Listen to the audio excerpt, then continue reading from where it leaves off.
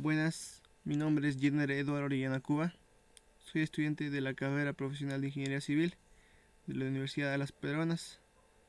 Hoy voy a tratar un tema referido al curso de Puentes y Obras de Arte. El docente es el ingeniero Calderón Paniagua Denis Giovanni. Hoy voy a tratar el tema de 10 observaciones encontradas en el expediente técnico de construcción del puente Cabo Sable Villahermosa en el distrito de San Jerónimo, provincia de Andahuaylas, de la región de Apurímac. La primera observación que se puede encontrar es la clasificación de acuerdo a la importancia operativa para obtener un factor de carga. ¿Qué nos dice? ¿Qué podemos encontrar en la memoria, no? Diseño de losa. Para el diseño de la losa de la superestructura se tomaron en cuenta los siguientes criterios. Para el puente de un solo carril, una calzada de 3.60 y también el momento por impacto y el diseño por rotura. Pero ¿qué nos dice el artículo 2.3.25 del ASHTO? Para el diseño de puente, el propietario debe asignar la importancia operativa del puente de acuerdo a la siguiente clasificación. Ahí podemos ver el puente importantes, puentes típicos, puentes relativamente menos importante. En este caso el puente es un puente relativamente menos importante por sus medidas, ¿no? En base a esta clasificación se asignará el factor NI según lo indicado en el artículo. Mediante este factor se incrementa los efectos de la carga de diseño para los puentes importantes y se disminuye para los puentes relativamente menos importantes.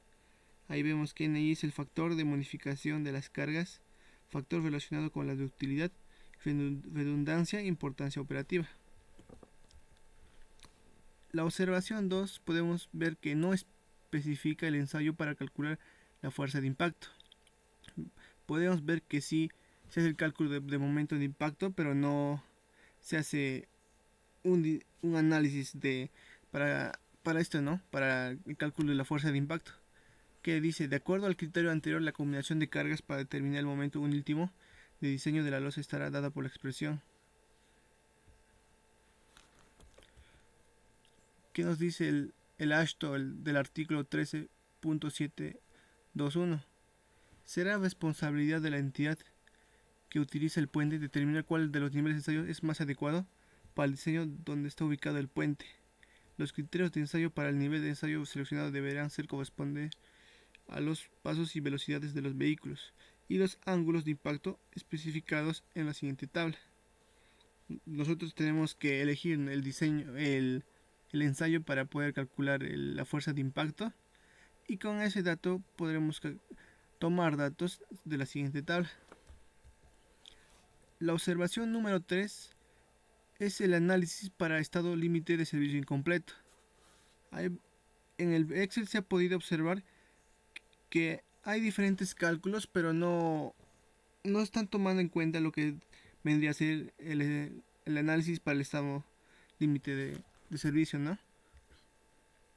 Según el ASHTO del artículo 10.6.21, en el estado límite de servicio se deberá investigar el movimiento de las fundaciones, tanto en la dirección del asentamiento vertical como en la dirección del desplazamiento lateral.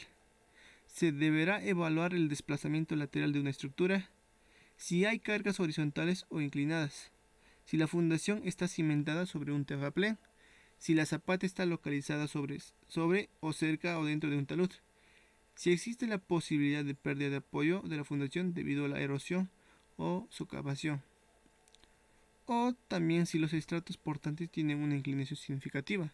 Como vemos, este es un ensayo importante para la carga de las estructuras, ¿no?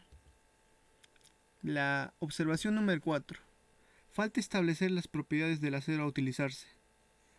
Como vemos, siempre se tiene que definir en lo que viene a ser ya sea la memoria o las especificaciones técnicas en el plano, lo que vendría a ser las propiedades del acero a utilizarse, ¿no? Para saber así su diseño y poder hacer el cálculo de la estructura. ¿Qué nos dice la norma ASHTO del artículo 5.4.3? La armadura de los elementos de concreto armado o preesforzado pueden estar constituidas por alambres babas, claves y torones de acero. En el caso de puentes metálicos se especificarán los aceros estructurales para cada uno de los elementos, así como para los elementos de conexión, lo que vendría a ser placas, pernos, soldadura. Deberán ser establecidas las siguientes propiedades. Acá lo que llegamos, ¿no? Que lo que falta en lo que vendría a ser el expediente técnico, que no especifica lo que vendría a ser resistencia a la fluencia, resistencia máxima al, a la rotura, dureza a la incisión. Bueno, algunos de estos sí aparecen, pero con lo que vendría a ser la ductilidad, soldabilidad y calidad del acero terminado, no se aprecia, ¿no? Y también que para el caso de armaduras de concreto armado se puede hacer referencia a la norma técnica 060 vigente, y en casos que se indique de acuerdo a normas extranjeras relacionadas con la especialidad. En la observación 5 podemos observar que ahí falta la memoria de cálculos. Al haber hecho la revisión no se pudo encontrar lo que sería la memoria de cálculos. Y acá en la en la norma GE 0.20, ¿qué nos dice el artículo 12? El proyecto de estructuras debe contener la siguiente información: plano de cimentación con referencia al estudio, plano de armaduras de cada techo, plano de columnas y placas, plano de vigas y detalles, y acá, ¿no? Memoria de cálculo nos dice. Y eso no se ha encontrado en el expediente técnico, así que se tiene que considerar, ¿no? Es importante. En la observación número 6 se pudo observar que la resistencia del estribo es mínimo, no aplica para puentes, ¿no? Vemos que es mínimo, según la norma nos indica que 175 es lo mínimo, ¿no? Pero en esta envergadura de puentes no puedes considerar mínimo, tienes que considerar 210 según lo indicado, ¿no? En las normas, como dice ahí, la resistencia de la compresión del concreto en los M de estudio de masa del suelo debe ser como mínimo 175 kilogramos por centímetro cuadrado, salvo en los sistemas de transferencia donde debe usarse FC 200 kilogramos, ¿no? Mira, acá ya hay una gran diferencia. Por eso es tan importante elegir la resistencia adecuada, ¿no? Bueno, todo basado en los cálculos que se ha hecho. La observación número 7. El tamaño máximo nominal del agregado grueso es menor al mínimo permitido. En las especificaciones técnicas del plano se pudo observar que el tamaño máximo nominal del agregado grueso, lo que puede ser piedra chancada, era 1 pulgada. Y podemos observar que según el ASHTOS 5.10.3.1 nos dice que el concreto colado llenado en situ, en el sitio. Pero para el concreto colado in situ, la distancia libre entre barras paralelas ubicadas en una capa no debe ser menor que 1.5 veces el tamaño máximo del agregado grueso. Nos está indicando que el agregado grueso debe ser 1.5 pulgadas mínimo, ¿no? Y no deberá sobrepasar esto. Así que eso se debe considerar, ¿no? En la observación número 8, curado inadecuado para una obra de puentes. Acá en las especificaciones técnicas también podemos encontrar lo que vendría a ser el curado durante 7 días. Esto aplica para obras de construcción de menor envergadura, ¿no? Pero no para un puente. Para un puente es necesario tener un curado de 21 días, ¿no? Como dice la norma.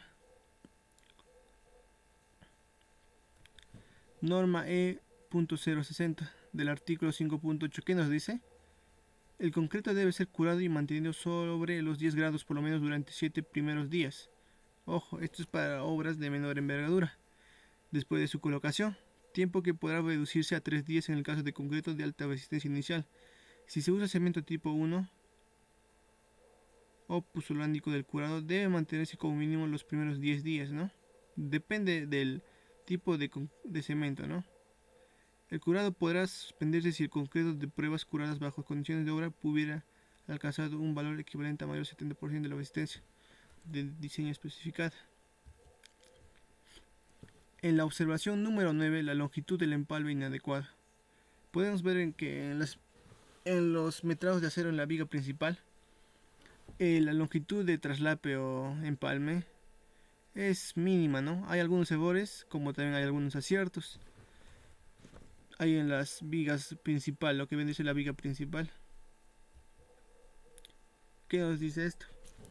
Que el empalme por traslape de la norma E060 del artículo 8.10 nos dice: las vagas empalmadas por medio de traslape sin contacto en elementos sujetos a flexión no deberán estar separadas transversalmente más de un quinto de la longitud de traslape requerida, ni más de 15 centímetros.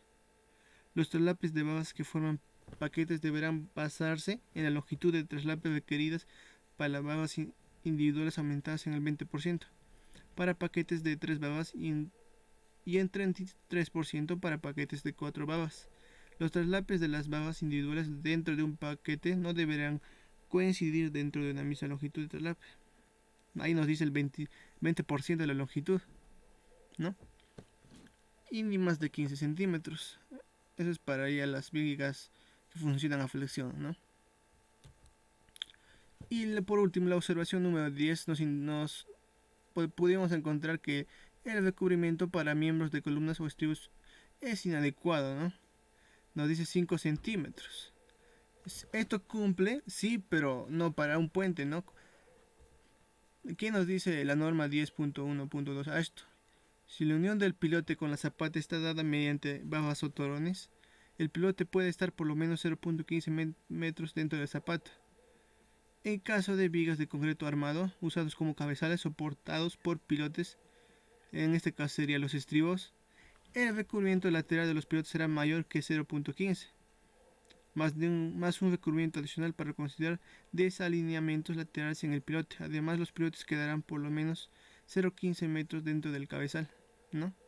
O sea, es mucha la diferencia, de 15 centímetros a 5. Bueno, gracias por su atención.